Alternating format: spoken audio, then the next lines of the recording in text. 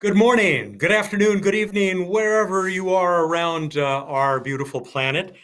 I'm Matt Kaplan of the Planetary Society, where I host our public radio series and podcast, Planetary Radio. We come to you today as part of the International Astronautical Academy's 2021 Planetary Defense Conference. It is the seventh biannual gathering of experts and policymakers from all over our pale blue dot. We'll hear from six of these passionate defenders of Earth over the next hour or so, and we'll try to save a few minutes to take your questions. We have staff monitoring the Planetary Society's Facebook Live page and our YouTube channel. So that's where you want to go to participate today if you have questions or comments for us. We probably won't be able to get to a lot of those, but we will do our best toward the end of this hour or maybe a couple of extra minutes that we have together today. Think of this as a status report. By the end of the hour, we hope you'll have a better feel for what's being done to make sure that humanity doesn't go the way of the dinosaurs. Six panelists in 1 hour, so we better get started.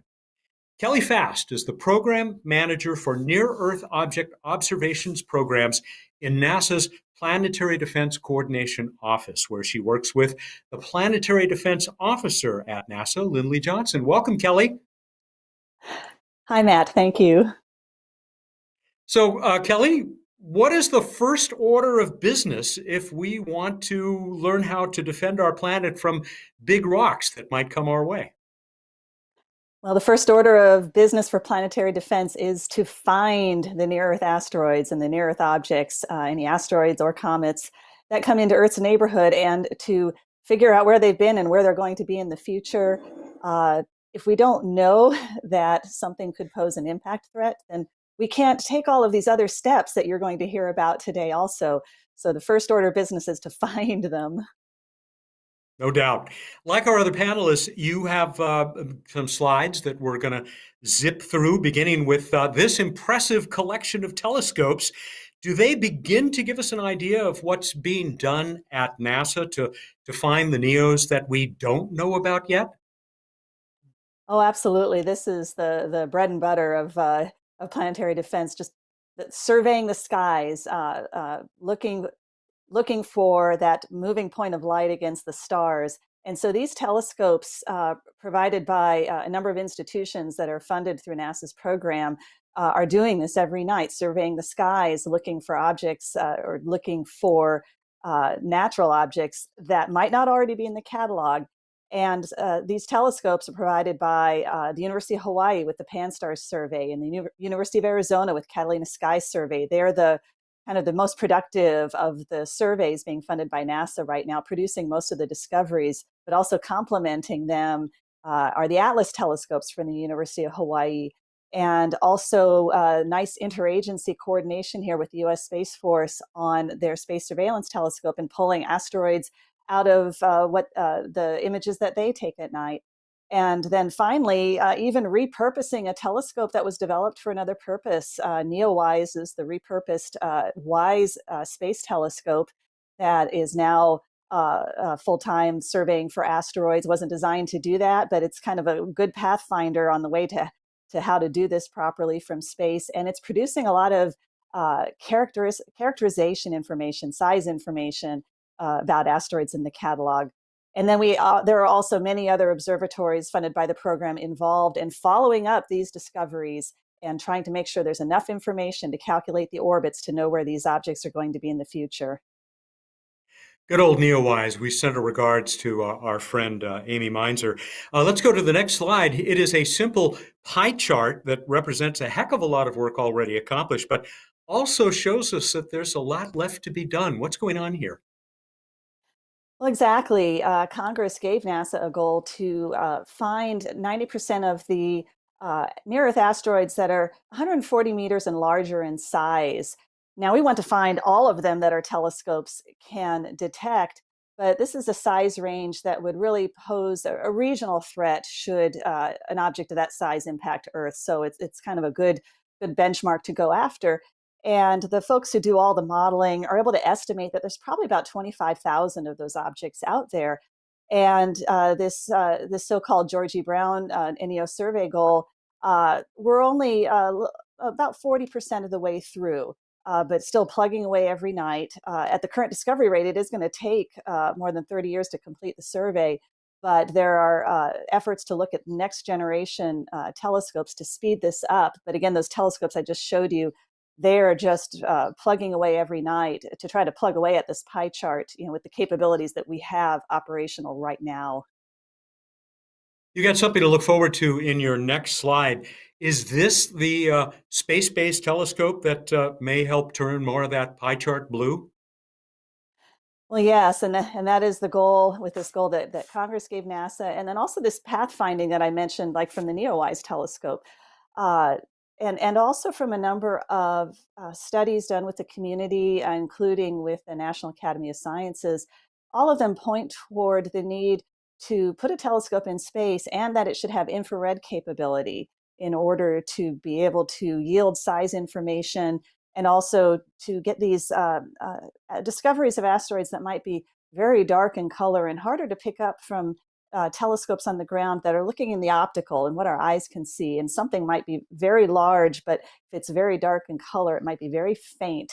And so this is to address that and ultimately to speed up knocking down that pie chart that we just showed, to speed up those discoveries of 140 meters and larger near-Earth asteroids, and also any asteroids that are picked up by the survey, add those to the catalog, and then be able to retire risk from them and hopefully not, but if there is something that poses an impact threat to Earth, to discover it many, many years ahead of time, decades ahead of time. Right now in the Planetary Defense Conference, we are dealing with an asteroid scenario of a fictional asteroid that was discovered only 6 months prior to impact, and wrestling with those issues. We don't want to find ourselves in that type of a scenario. And so there are many reasons for then looking at what is the best way to speed up the survey and to make sure that we have lots of time. And so this is what NASA is working on. And we're going to hear more about that exercise from Paul Chodas, who is the evil genius out to destroy the Earth simulated fashion in that exercise. That's coming up later in the hour. We're also going to hear about work that is being done all over the planet from some of our other panelists. But what about worldwide collaborative efforts to track and characterize NEOs? And I think you have a slide about that as well. Right. Our planetary defense officer likes to say that planetary defense is a team sport, and it does take a worldwide effort. And there actually is that underway. The UN recommended a collaboration, the International Asteroid Warning Network.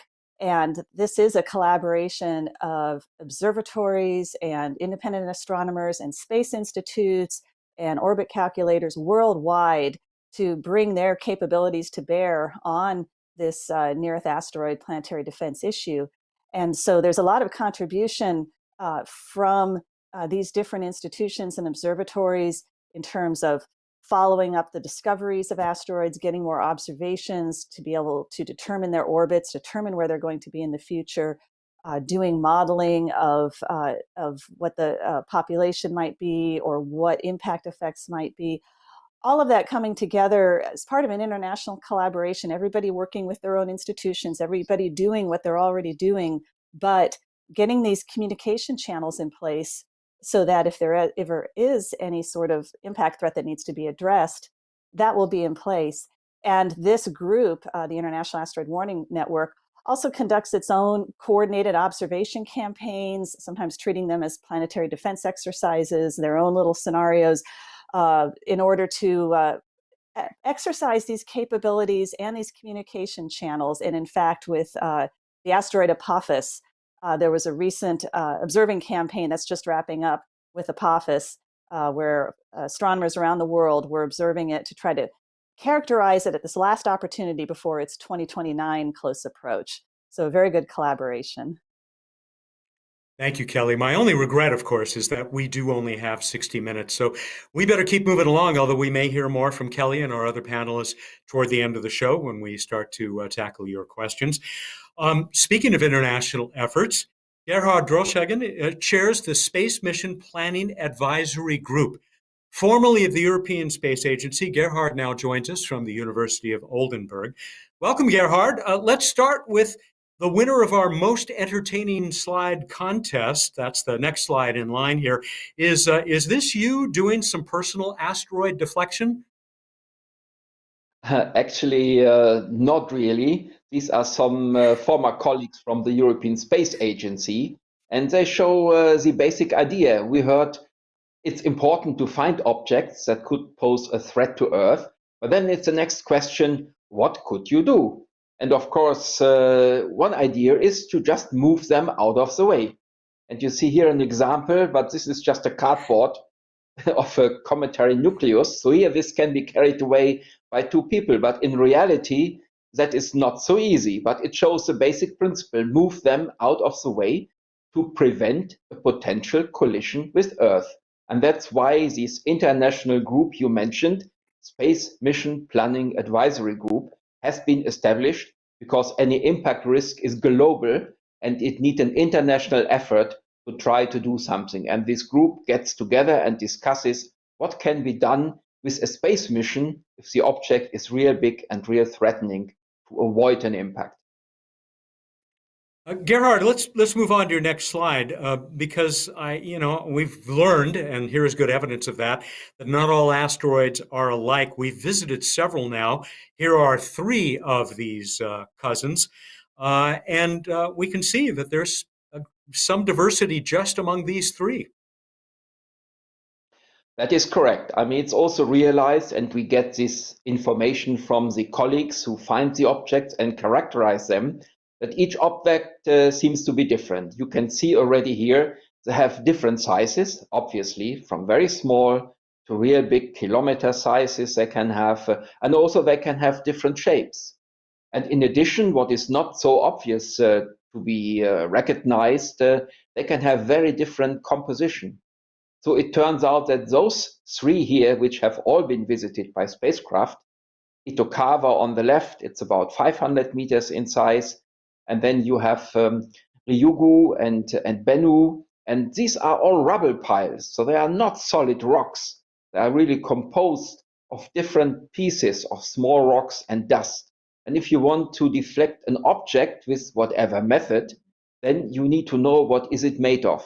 And there's a whole range of different proposals or what one could do to deflect such an object. And therefore, it's very important to know what they are made of, and it helps. I mean, those three objects that you can see here were visited by a spacecraft, but this was for scientific reasons, just to understand what they are made of, and it was not the idea to test any deflection methods. Some samples were returned from those objects, and we learn about them, and this is very important if eventually one of these objects comes close, and we have to think about deflecting it in reality. And fairly soon now, not too many years from now, we will finally be making a close-up visit to one of those most dangerous kinds of asteroids, those iron-nickel or nickel-iron asteroids. That's in an upcoming mission. You know, we've heard, speaking of visiting asteroids, from Kelly about observing NEOs, near-Earth objects, from a distance. Whether it's from Earth's surface or powerful space telescopes. Should we also be prepared to send fast spacecraft to examine the threatening NEOs from up close, maybe in flybys? Yes, that is certainly something which is highly desirable. First of all, by such fast missions, which could be done by a very small spacecraft, they are very powerful these days, you can learn about them. And you can get some information on the size. Normally you see a dot of light, but you don't know, is it a very bright object, so not too big, if you see how bright is the dot of light, or is it a dark object and it could be much, much larger. And if you want really to deflect it, you have to know what is its real size. So it is very useful to perhaps send a small spacecraft to better characterize it. It might also help to get the real orbit. And if those people like Kelly tell us, oh, it could hit Earth, normally you don't know for sure. So if you fly there, it could help to get a better information on the orbit. Of course, you might also obtain this from ground-based telescopes and radar, but it might help to fly there. So I think it's something that could be done fairly easily And I'm sure in the future, several of these missions will be realized. Several are in planning, and we can learn a lot. And this could be done on a very short notice if a new interesting object or dangerous object is being discovered. And I think we've got a great example of what one of these missions might look like in our next slide. And what you're seeing here, we're going to hear more about the DART spacecraft, which is the bigger of the two that you see here, from Nancy Chabot when we talk to her in a couple of minutes. This is an artist's conception, of course, but it's that little CubeSat off to the side, which we're highlighting now. Tell us about Hera. Well, I guess we hear more about these missions, the DART Hera mission, but it's already one good example of an international cooperation, because DART will be built by NASA. It's being built right now, and it should test if you just hit the object, could you push it away? And how much could you push it away? And can you hit it the way you like? And then ESA is building the Hera spacecraft that comes a little bit later, and that will characterize what has happened. Then you can see how big is the crater and what was really the composition of this object. If you just bang it very fast, you do not know this. So that will really help to test and see the effect such an impact had. I mean, by the way, such a, what we call a kinetic impact, that is the idea you hit it as fast as you can with a spacecraft as big as you can and give it a little push. In any case, the spacecraft will be much, much smaller than the object will be. But if you do it soon enough, then you can push the object away with time so that it will miss Earth. You don't want to destroy it. You don't want to change the orbit completely. And we want to test the effects. And this can be done by this Hera spacecraft, which comes after the impact event, to see what really has happened. And again, we'll be hearing more about that from Nancy Chabot in just a couple of minutes. And we will also see another version of this next slide that shows us these are some pretty big rocks, aren't they? Yes, exactly. You see here some comparison of the sizes. So, and actually this is this binary asteroid where we will hear more about, where this impact test will be done, and it will be done on this smaller object on the left side, to the Eiffel Tower that you certainly can recognize, which is about 160 meters in size. The Eiffel Tower is 300 meters tall. And on the right side, you see the primary, this Didymos asteroid, which is almost 800 meters in size. And this size comparison shows that it's not so easy to deflect such an object. And you have to think carefully what can be done and when do you do it, and also to calculate how much push is needed in order to deflect such objects. Perhaps one little comparison: if you have two cars on a road crossing, you want to avoid them to collide. And you don't have to move the roads, which would be the orbits of these objects. You just have to make sure that the two cars are not there at the same time. And the best way, if we talk about asteroids, is either to push one of the objects forward or to slow it down. You cannot really do this with Earth because Earth is much too big. But such an object, if you push it a little bit, that it crosses this road, it passes the road crossing a bit sooner or a bit later than the other object, then you avoid a collision. And that is the main mechanism. And it shows it's not so easy if you look at the objects and the massive scale they have here. Actually, this is realistic size comparison. Gerhard, I got one more for you, if you could address this very briefly. So far, it's been asteroids, asteroids, asteroids. What about a comet, a sneaky comet that we might not get as much of a chance to track for very long before it heads our way? Yes, you are right. I mean, comets are a real risk. Fortunately, there are far less comets which could hit Earth than there are asteroids, which we can find easily. But if a real big comet, several kilometers in size, they tend to be very big, and we only discover it on a very short notice because it comes from way out, from a far distant location, and you can only see it when it starts to devolve a tail, and so it's really a difficult thing. I would say this is the next step we have to deal with. First, we try to deal with the more dangerous and more numerous asteroids, but comets are a real threat. But right now, it's difficult to deal with them. But we will work with them. Thanks, Gerhard. Let's go now to Paul Chodas. Paul is manager of the Near Earth Object Program Office. He's based at the Jet Propulsion Lab, very close to where I am right now at Planetary Society headquarters. Thanks for joining us, Paul. Paul, I didn't hear you. You may be muted there. Thanks. I'm not sure. There you go. There you go. Paul, Thanks for let's go having to your me. first. You're very welcome. Glad you're here. Let's go to your first slide. How many NEOs are we keeping track of? This looks like there are quite a few. There are increasing numbers, 25,000 and more, and these are the real orbits of some of them.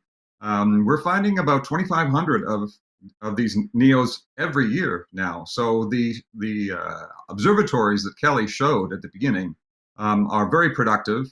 But the question then is, do any of these pose a threat? So the group I work in, CNEOS at JPL, is charged with the idea of figuring out what the orbits are of these asteroids and whether or not they have a chance of impacting the Earth. So we do an impact assessment on each one of these.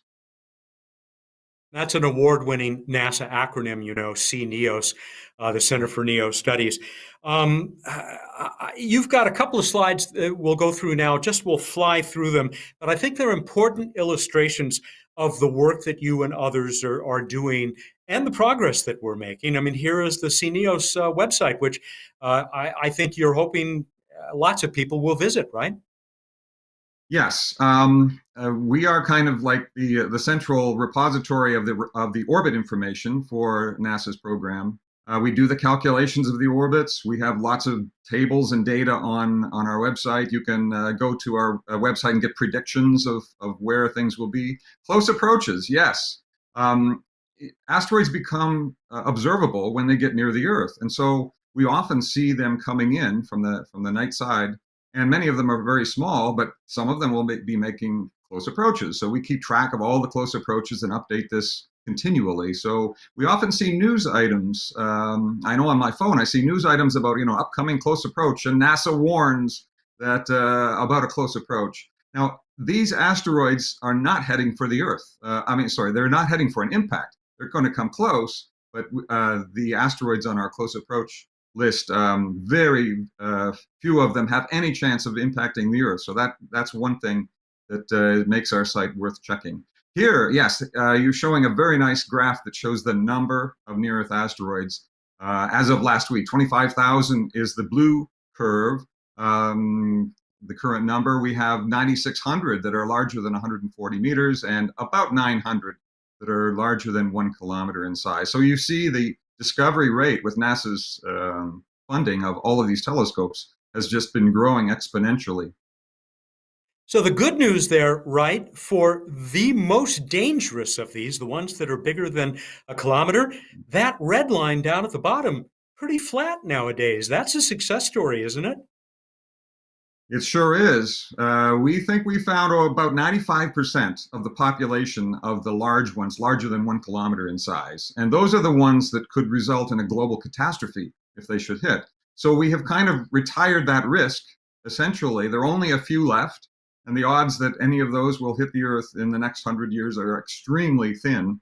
We'll keep looking for all of these asteroids, of course, but the larger ones are pretty well taken care of. And now we're focusing on the orange line and getting to the 140 meter in size. And as Kelly said, we're trying to, our goal is to find 90% of that population.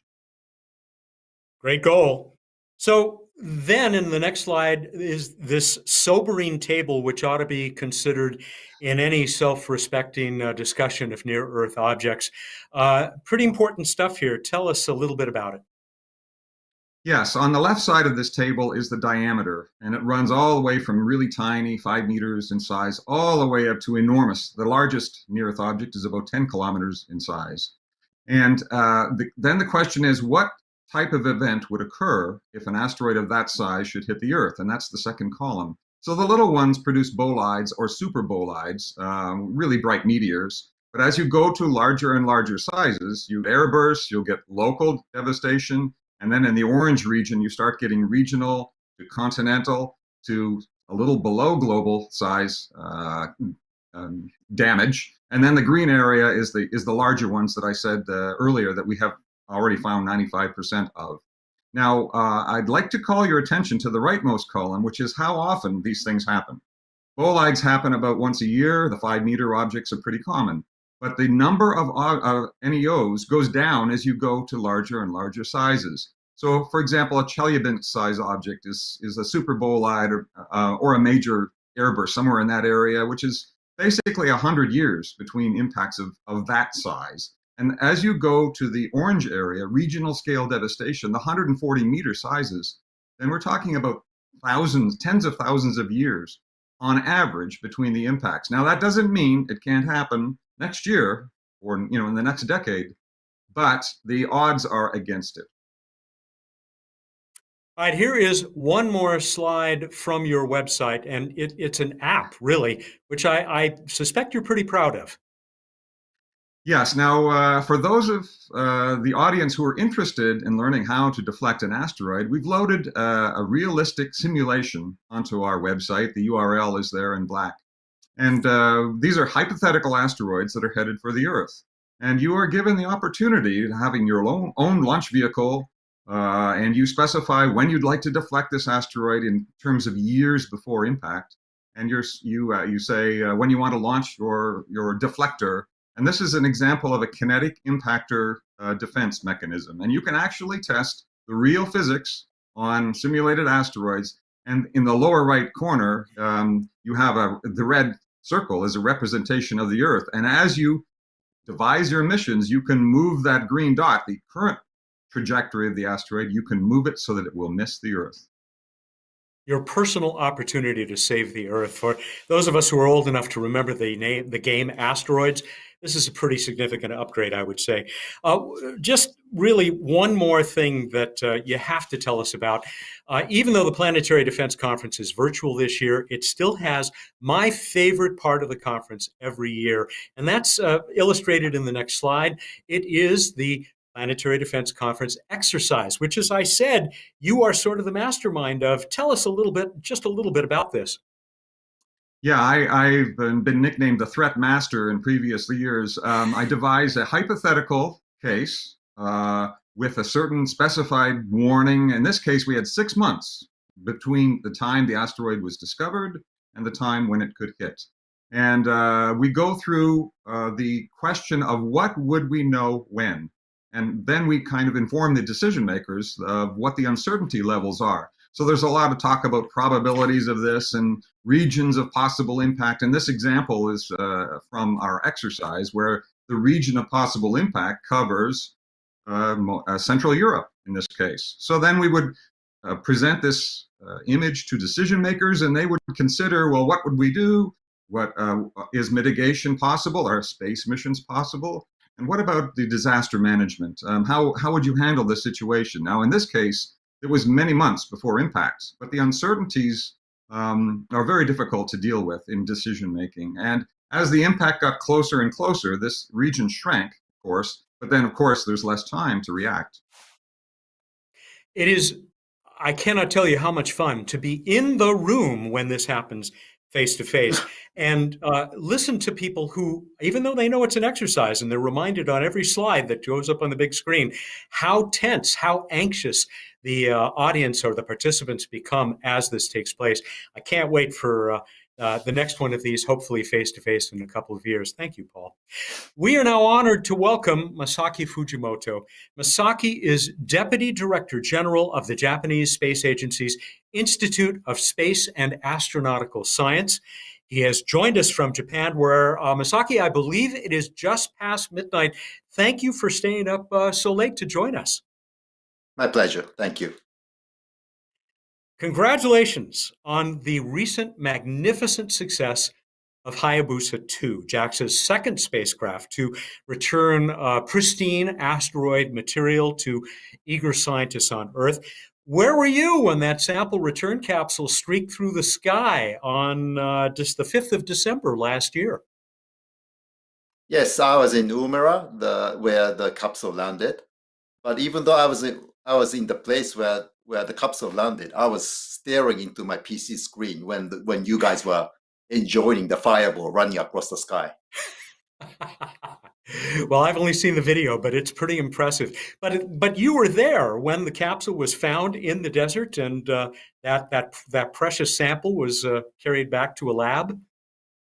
Yes, I was in the headquarters of the operation team, and I didn't witness everything, but I was involved in all the procedures. And after landing, it took only 57 hours before we brought the sample back to our curation facility. And then a few days later, we opened up the capsule to find 5.4 grams of samples, 50 times more than the minimum requirement. So it was a big success. I'm really proud of to be a part of the team. As you should be, you and the entire team. And as you know, we've covered this on Planetary Radio as well. Those samples, I don't know if they're being distributed yet, but eventually those are going to go to labs all over the world, aren't they? Yes. So now we're performing the initial curation until June this year. And then for 1 year, we will perform the initial analysis, like a preliminary examination, so that we can create a catalog. Scientists all over the world will understand the science potential of the samples. And then starting next summer, we will be distributing the sample to all the scientists interested in analyzing the samples. So they will submit the proposal to us, and then there will be an AO process. And selected scientists will have the opportunity. And I know how closely you're cooperating and collaborating with the OSIRIS-REx team, which I believe is returning its sample from Bennu in 2023, if I remember correctly. Yes. Hayabusa 2, of course, your spacecraft was delivering wonderful science long before that sample capsule made it home. Can you briefly highlight the work that the spacecraft was doing when it was, up close and personal with Ryugu? Yes, so it was performing the close proximity operation for 1.5 years. And during that 1.5 years, well, first of all, when we got to Ryugu, we were so shocked by its unfriendly surface. It's a sample return mission, so we have to land on the surface. But when we got there, everywhere on the surface is so rough. So we needed to change the way we land on the surface. So we developed a new way of landing on the surface and getting the samples. We eventually managed to invent it and made touchdown twice. And the second touchdown was after the impact experiment, which excavated subsurface materials to the surface so that we can. You have a couple of videos. I'm sorry. Yes, you have a couple of videos. Maybe we'll roll the first of these, which is an animation that talks about this most dramatic part, I would say, of Hayabusa 2's interaction with Ryugu. We can go ahead and roll that video, and please continue to talk about it. Yes, so this is the impact design of the impact experiment. We will deploy an impactor and let it reform itself into a bullet and hit the surface and make the artificial crater. So this has this is the closest relevance that this mission has to the planetary defense theme, I think. And then, here is, I'm sorry, go ahead. Yeah. So this is the real footage from the detached camera. So after deploying the impactor, the main spacecraft itself will evacuate because you don't want to hit the debris from the impact experiment to be, to make the spacecraft in a dangerous situation. So instead of the main spacecraft, we deployed a small detached camera, and this movie is from that small detached camera. And what we are witnessing here is the crater formation process under the microgravity. And we are learning a lot about the crater formation mechanism. And also this impact experiments enable the subsurface material to come up on the surface from which we grab the samples. Just amazing footage. I mean, as stunning as these pictures we're now seeing of a helicopter flying on Mars, this is just amazing to see a human-made crater forming on asteroid Ryugu. Since this was an impact, what it makes me think of course, is the role of planetary defense in the Hayabusa 2 mission. Was this a major component of the mission? Well, it's yes and no. because we do lead some part of the asteroid exploration program of humanity in a sense. So we think, playing some role in planetary defense is almost a duty. So this impact experiment has some flavor of it. But what we also learned from this, from the exploration of Ryugu, is what's the best way to characterize the surface physical condition of a small body. And from our experience at Ryugu, we learned that thermal infrared camera is one of the best instruments to characterize the surface condition. And that's why we are participating in ESA's HERA mission, which was described in the previous talk. And we are providing a thermal infrared camera so that the HERA mission will image the surface after the impact experiment by the US component. And then our camera should be one of the key instruments to characterize what the impact experiment was like as a whole. Excellent. Another something else to look forward to in the HERA mission coming up, along with everything else that is going to be happening in the next few years. And one of the biggest things that will be happening is the DART mission, which we've already mentioned. Nancy Chabot is coordination lead for the Double Asteroid Redirection Test, DART, at the Johns Hopkins University Applied Physics Lab. Nancy, would you narrate this little thrilling video that we're going to show now of what we can expect from DART? Sure, absolutely. So as we've talked about, DART is a NASA mission to demonstrate this kinetic impactor technology. And what that means is pretty simply, we're going to launch a spacecraft and we're going to target a small asteroid and slam the spacecraft into it. And what this is going to do is it's going to give that asteroid that little nudge that we talked about already. Just sort of adds up to a change in the asteroid's future path and deflect it. So this is as a mission to demonstrate this kinetic impactor technology to deflect an asteroid. DART stands for the Double Asteroid Redirection Test. The T is for test, very important. This is just a test. It's the first step. This is not an asteroid that's a threat to hit the Earth or on a path to hit the Earth. We're taking this first test step in order to do this technology. So before I go too much further, I really want to say too that DART is a team.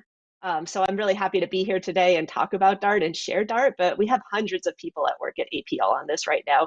We also have our partner institutions, which are bringing together. We have scientists around the world who are participating in to make this mission a reality and this success. So it really does take this international collaboration and hundreds of people working to make a mission like this on a path to do this first test. Here is another slide which gives us a little bit of a backed-off overview of what to expect. Do you want to add anything from this? Yeah, so I think what I want to say too is that this is really the ideal target to do this first test is this Didymos system. So the double asteroid redirection test goes to a double asteroid system, and that's what you're seeing here. So there's the big asteroid Didymos, and then Dimorphos, the smaller asteroid, goes around Didymos every 11 hours and 55 minutes, like clockwork. And we know this because telescopes on the Earth have been observing it for years. And so we know this very precisely from all of these measurements that have been done by the Earth-based telescopes. And so what's going to happen is the DART spacecraft's going to come screaming in, actually, 6.6 kilometers per second, 15,000 miles per hour, slam into Dimorphos. A few days before that, Licia Cube, which is the light Italian CubeSat for imaging of asteroids, contributed by the Italian Space Agency, will get kicked off. And Licia Cube will get some spectacular images of this impact event from DART. And then it'll make a closest approach by the asteroid about 3 minutes later, and then just continue speeding on its way. But now Licia Cube is long gone. The DART spacecraft is definitely fully destroyed. So how are we going to know how much we deflected this asteroid? And that's when the Earth-based telescopes come back in to play this really key role. And because this is a binary asteroid system, they can measure what that period is now. And we think we're going to change it by about 10 minutes. So maybe more like 11 hours and 45 minutes, but we don't know, actually. That's why we need to do this test on a real asteroid out in space. And then HERA, like we heard about, is going to come by in 2026 and have all this great characterization to really bring together, and we can gather the most information possible about this kinetic impactor technology experiment. So exciting to think that we are actually nearing the point where we will, for the first time, see if we have the capability to deflect an asteroid. As you tell us about the current status of the spacecraft, maybe we can go to the next video you have, which actually shows the spacecraft in the clean room. Tell us about this. Well, this is from that We shot can that you we saw can was back up November of. one. Oh, it's cool. Whatever. I'm going It's to ask our guys to back I up. just think it's nice I, because we really are taking this step with this mission from being beyond animations to being able to show real hardware coming together. This is the spacecraft at APL from November of 2020. And next C, the ion propulsion engine, is getting put onto the top of the main spacecraft body in this image. And I really just want to say that going back to this team theory, it's been a challenging year in lots of ways, but yet this work has continued. And procedures on top of procedures. And it really is a testament to how much people believe in this project and how dedicated everybody is. So if the video, if you want to show that, has a few let's more go on to the recent video. clips. I goofed. I should have let our guys go ahead. Go right ahead with it. No worries. And so this is just going to show some more recent shots from within the last few months. And that's what the DART spacecraft went into the thermal vacuum chamber at APL. And this is sort of just subjected to these extreme temperatures that it's going to face out there in space. And after that, it has further integration and testing going on. Some of the things that'll happen is the rollout solar arrays are going to get put onto it. The Draco camera, which is going to be used to help target the asteroid, is going to get put onto this in the next few months.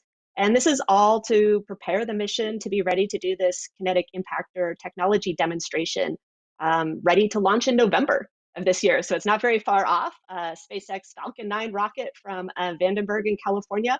And we're really excited to be on track for that. Fantastic. Thank you, Nancy. You got one more slide we don't really need to talk about, but I said we'd show you another comparison. Look at the two rocks there. And one of those, the one between the pyramids and the Statue of Liberty, that's the one that this spacecraft, DART, is going to be giving a shove before too long. I want to mention, not surprisingly, we're running a little bit behind, but we're going to stay with you for a few extra minutes, maybe another 10 minutes after the hour today, so that we can get to some of your questions, which we will do after we hear from our last panelist.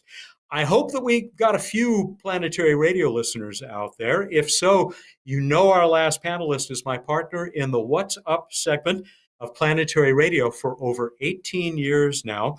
Our 1,000th episode of the show will be published next week. He is the chief scientist for the Planetary Society and the program manager for our LightSail 2 CubeSat that is still up there catching some rays. Welcome, Bruce Betts.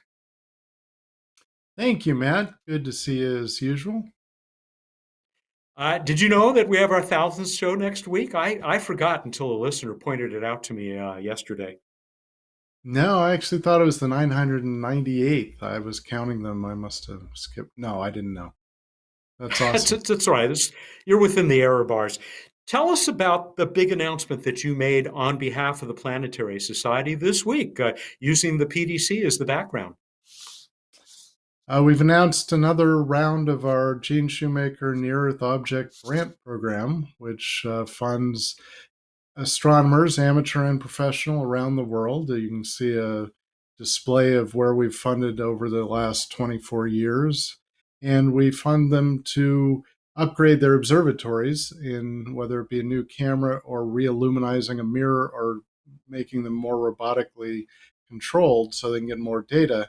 And although now most of the professional surveys, as Kelly noted and talked about, discover most of the near-Earth objects, there's still a need for lots of observations from lots of places for follow-up observations that give position on the sky so that people like Paul Chodas can calculate orbits and figure out whether it's going to hit Earth. And then also characterization of these over time and observing them, things like light curves, brightness with time, so you can figure out their spin rate, or whether one asteroid is actually two, like DART will go explore a binary system, and also what they're made of, things that you'll need to know if you are going to have to deflect them at some point. So We have just announced an open call for proposals. They're due at the end of July, and you can find out more at planetary.org/NEO grants. Let's go to your next slide because it gives people the URL where they can learn more about the Shoemaker Neo Grant Program and apply, but also something brand new from the Planetary Society. What are the new STEP grants? Yeah, we just started a new grants program, open international call for proposals. Pre-proposals due May 26th, called STEP, Science and Technology Empowered by the Public, because we are a member organization. These things only happen because of members and donors to our program, and now we're able to offer some larger grants through a competitive process across all sorts of space exploration and technology areas, but one of our three core enterprises is planetary defense, defending from asteroids. So hopefully we'll get some things that don't fit into the Shoemaker Neo grants. We'll find out that we've got some good proposals to the new STEP grants program. You and our other colleagues at the Society, we got to have a good time coming up with this acronym. We don't usually get to have the fun everybody else does coming up with clever acronyms like the rest of you on the panel. What I else? make acronyms for everything, but they get rejected periodically. True. Yeah, rightfully so. There's so much more that the Society does, plug, as in ways to help us, improve the understanding of and the support for planetary defense. We've got another slide that talks about these, and you should too. All right, I will. We've got a lot of free resources on our website that you can find at planetary.org/defense, having to do with planetary defense. We have everything from frequently asked questions, things about Apophis, the asteroid doing a close flyby in 2029, general frequently asked questions. There is an online asteroid defense class that I teach you in just over an hour's time, give you a basic introduction to asteroid defense and the types of things that our amazing panel work on. And we've also got infographics, posters, and then a budgetary analysis for the U.S. program over time from our political advocacy guru, Casey Dreyer. And other great videos. Those of you who joined us before the start of the hour, you might have been treated to that series of dinosaur videos that Bruce produced with our staff, Merk Boyan, our great video producer. Absolutely entertaining, and those are all available on the website as well. I'll just add that the Planetary Society is proud to be a primary sponsor of the Planetary Defense Conference, something that we are really quite proud of. All right, Yeah, we made it. Thank you. Go ahead. I was just going to say this is an amazing conference. Brings together experts from around the world in all aspects of asteroid threat every 2 years, and we're just proud to be a part of it. And how? All right, like I said, we made it. Thank you, panelists. You've done an admirable job of presenting, what each of you we could have used the entire hour to present. But that does leave us now some time to start handling some questions from the many folks who have joined us here at the Planetary Defense Conference public event. Thank you for being online with us. We'll see how many of these we can get to, beginning with one from Misty West, who asked us on Facebook, and this is a great question, does the launch of all the Starlink and other microsatellites, all those big constellations of satellites that are now being launched, have an impact on the surveys for asteroids that Kelly told us about? And I don't know, Kelly, do you want to take that first? But any of you are welcome to jump in. Sure, I can say a few words. The surveys already deal with satellites that pass through their fields of view and leave streaks in their images. And so it's something that they've been dealing with already. It will get worse with the increase in satellites. And it is more of a problem toward like pre-dawn and sunset, those times of day when the sun really lights them up relative to the sky. So it's something that they're already used to dealing with and continuing to deal with, better looking at, okay, how to deal with that larger volume. So it will affect them, but it's not shutting anything down yet. So no worries there. Of course, we do have other astronomers who have expressed a good deal of concern about what may happen when these thousands upon thousands of new satellites start circling our planet. Does anybody else want to jump in on this? Oh, let me jump in just by saying that we have an advantage over the astronomers who observe galaxies and that sort of thing. Asteroids move, so that we have the opportunity, if they go behind a satellite and the streak of a satellite clobbers one image of the asteroid, we may get it another time. So I think it will kind of degrade the efficiency, perhaps, if there's tens of thousands of satellites. But I think that surveys will still be able to find asteroids. Okay, that's reassuring. And let me remind all of you who have joined us today, the place to interact with us, if you have questions, is either on the Planetary Society Facebook page, which you should be able to Google pretty easily, or on our YouTube Live page, our YouTube channel. Again, we have staff who are monitoring both of those, and they are then feeding those questions to me, which is why I'm going to look off to my left here and take a look at our next question from Hot Pop Robot. Love that. Who asked us on YouTube, did the impact by Hayabusa on Ryugu, were we able to tell if it may have changed its orbit in a measurable way, even if only a tiny bit? Masaki, that's probably one for you. Well, first of all, the size of the crater is like 20-meter diameter, and the depth is like 3 meters. So it's really a tiny impact experiment. And I don't think there's a way. Well, I think the amount was really small if there was any, deflection effect. And I don't think we have any way of measuring the delta created by the impact. Yeah, so no, short answer is no. I don't think we've ever tried. We don't even try. I'm going to speak for Isaac Newton here. And Nancy, I'll ask you, why do we have more confidence, looking at the laws of motion, that DART will generate a possibly detectable change in that motion?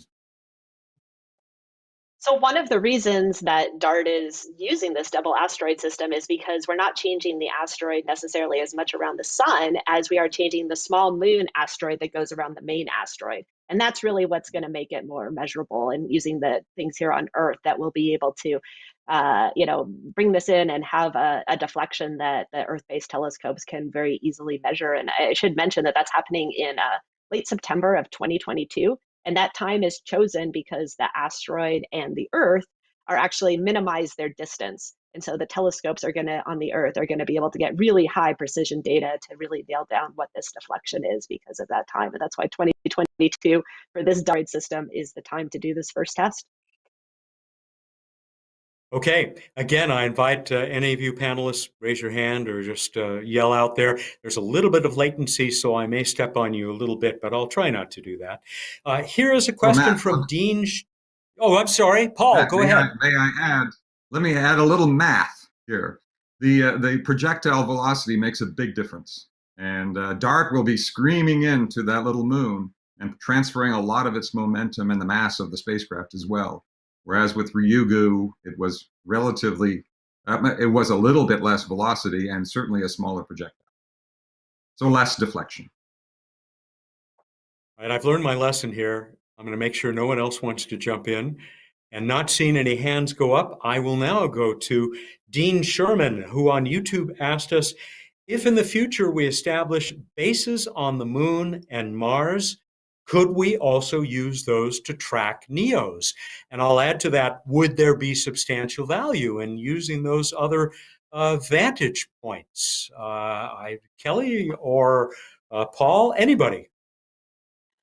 Well, certainly it'd be great to take advantage of any vantage points, but again, groups that have been assembled to study, how to best do this have pointed to space telescopes as being the way to go. And it's something that you can actually do now. We've launched space telescopes. And so if we want to keep going on the survey, we need to go with the technology we have now, launch the space telescope, the NEO surveyor that we need now to keep racking up the discoveries. However, as these other technologies come into being, like the ability to have telescopes on the moon, then absolutely those should be added, just like we have telescopes distributed around the Earth. And so there's no reason why not, but there's technological challenges to overcome. And so it's something that would be further down the road than the capabilities that we have right now at NASA with our ability to launch space telescopes. Anybody else see value in putting telescopes up on our nearest neighbor or on the red planet? I've not seen anybody else jump in. Let's go to you another just asked a question. bunch of astronomers if we want more telescopes, I think. So yeah, people love telescopes. So but Kelly's right. The space-based surveyor is really what we need for the asteroid issue, and we need that as soon as possible.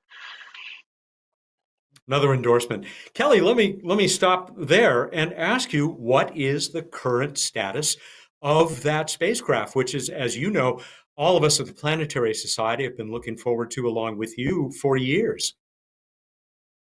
Right.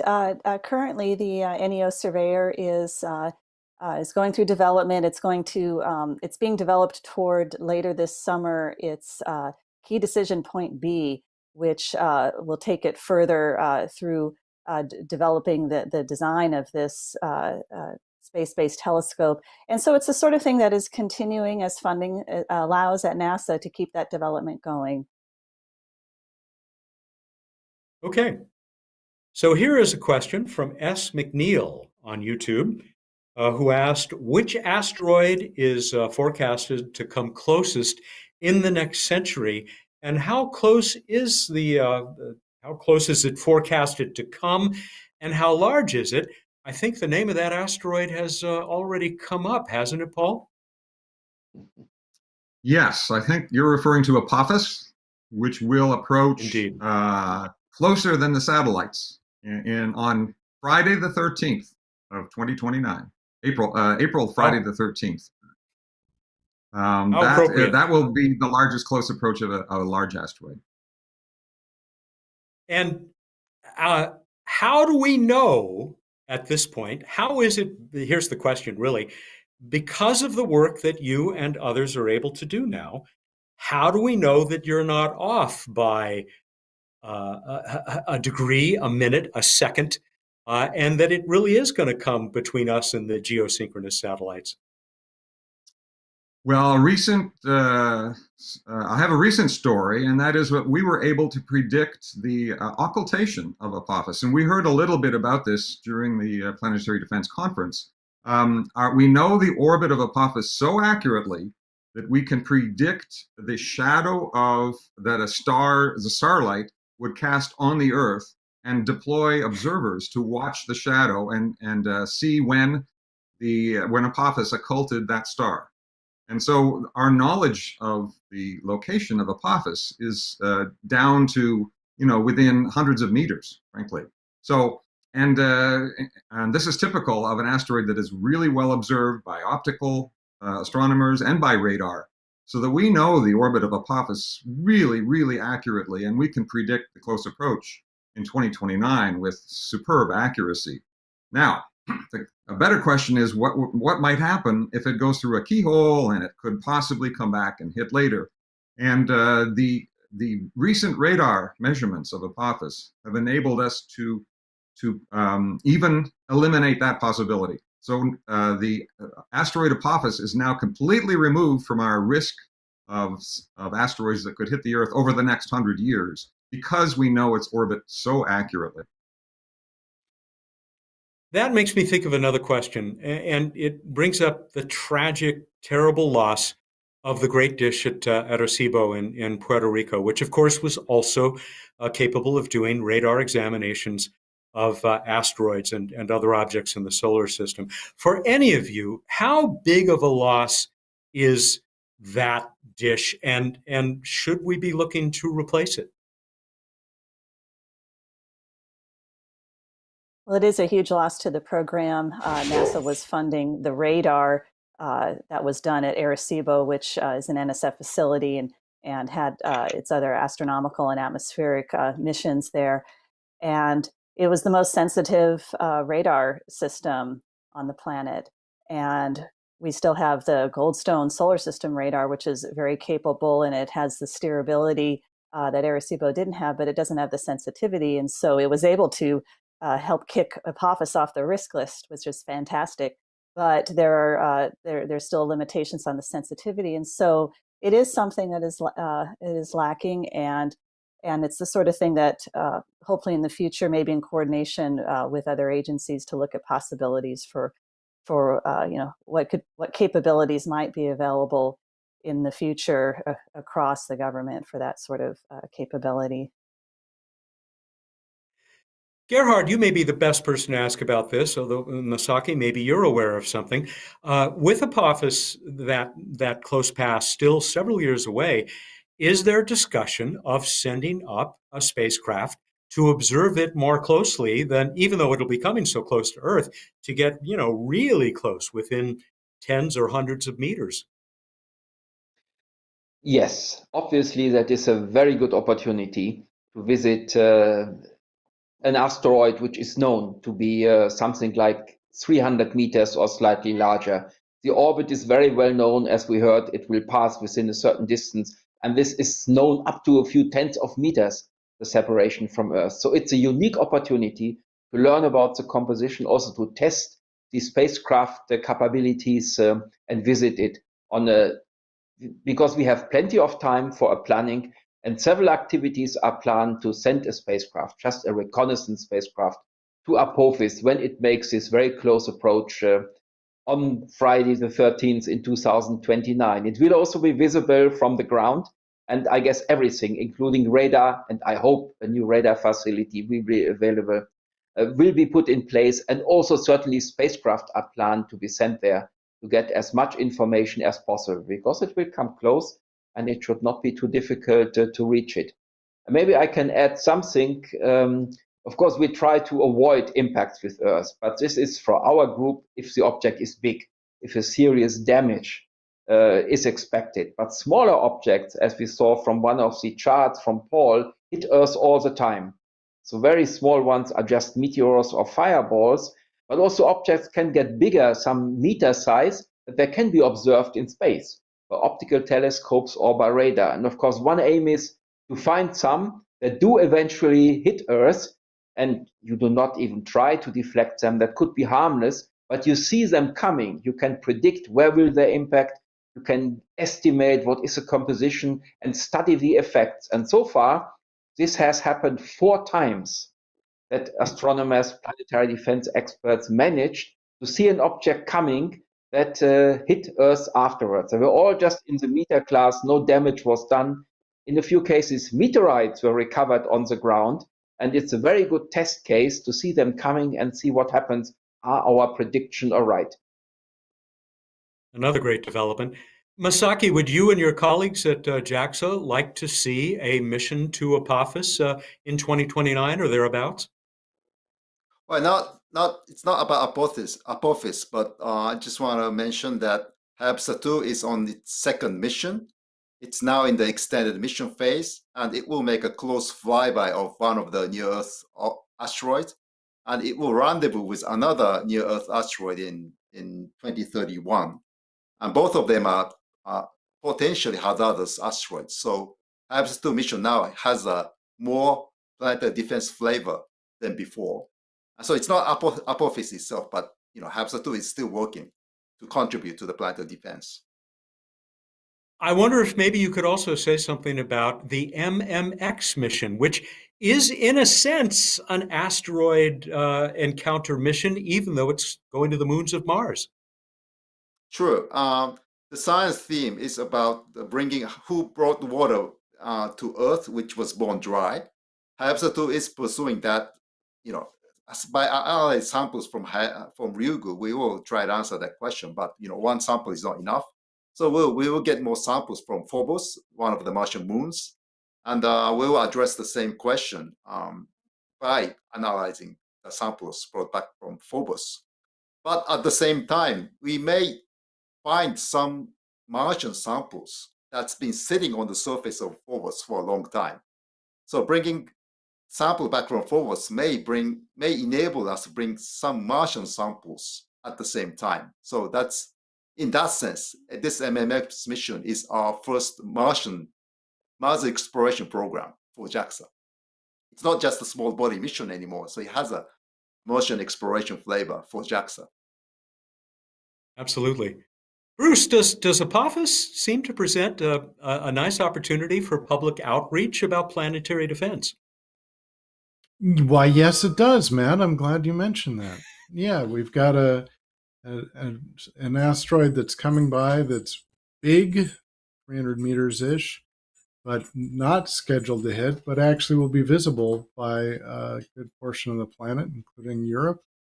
And it'll just be a dot passing in the sky, but I think it'll be a great opportunity to raise awareness of the asteroid threat, awareness of the work that people like those on our panel and at the conference are doing, and to hopefully move us towards greater safety in the future from asteroid impact. We are nearing the end of our time together here, and of course, we are in overtime. We'll go for a couple more minutes here. So let's finish some of these questions that we've got.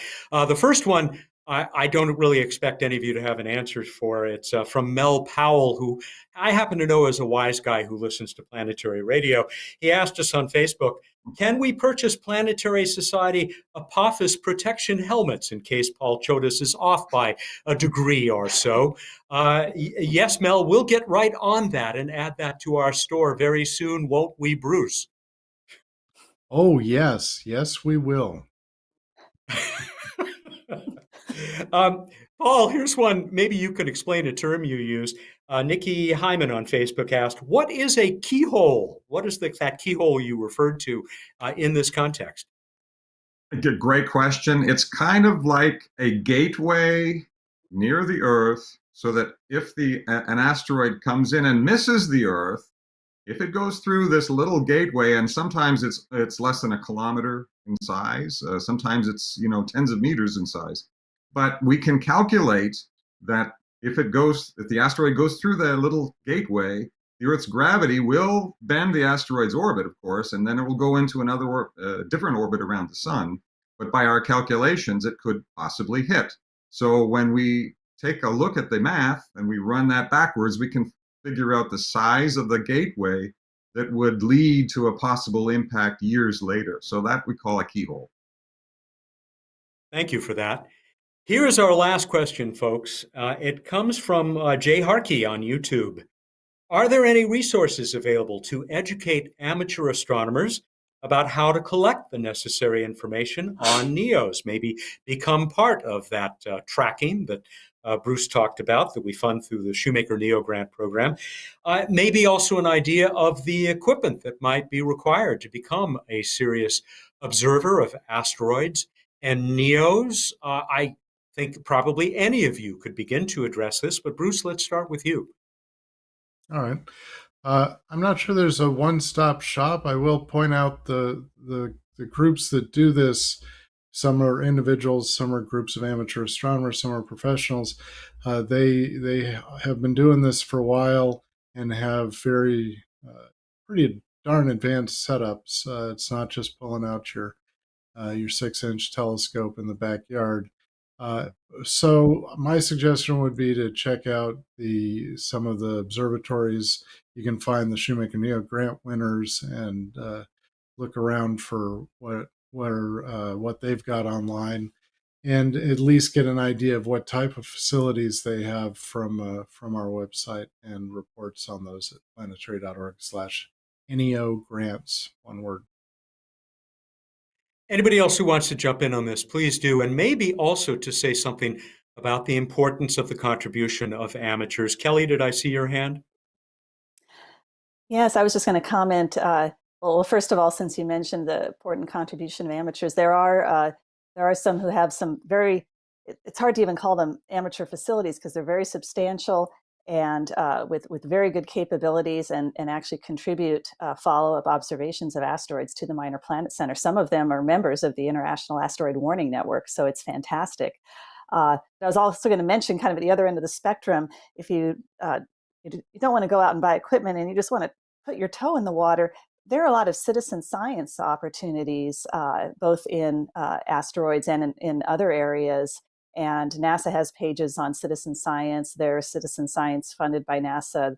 The program that I manage funds the International Astronomical Search Collaboration, which allows school groups to do citizen science with images that come from the surveys funded by NASA, trying to find maybe things that were missed in the processing. And so there are ways to get involved, or just reaching out to your local astronomy club or museums once they open up, just to at least, again, dip your toe in the water and find out a little more.